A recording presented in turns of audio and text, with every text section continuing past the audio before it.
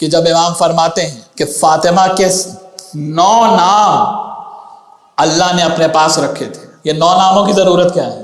جب ایک نام سے عظمت احاطہ نہ کرے، امام فرماتے ہیں اللہ نے 9 نام شہزادی فاطمہ زہرا کے اپنے پاس رکھے تھے، یعنی یا اس کے نام ہیں، یا اس کے اسماء الحسنہ ہیں، یا فاطمہ زہرا کے نام ہیں۔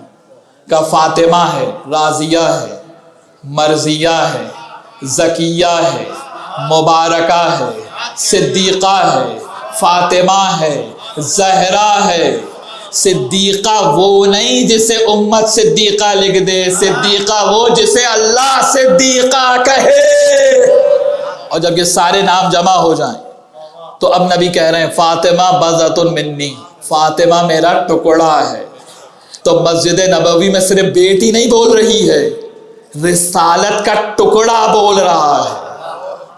فاطمہ بضعۃ منی اغضبہا اغضبنی، جس نے فاطمہ کو غضبناک کیا اس نے مجھے غضبناک کیا۔ اور یہ کہاں سے ترجمہ لے آئے کہ جگر کا ٹکڑا ہے؟ جی فاطمہ بضعۃ منی، جگر کا ٹکڑا کہاں سے لے آئے بھائی؟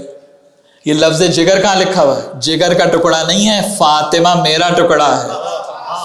تو اب اگر قرآن یہ کہے کہ ما محمد الا رسول، ذات محمد کچھ نہیں ہے مگر ہمارا رسول ہے، تو فاطمہ زہرا صرف باپ کا ٹکڑا نہیں ہے، رسالت کا ٹکڑا ہے۔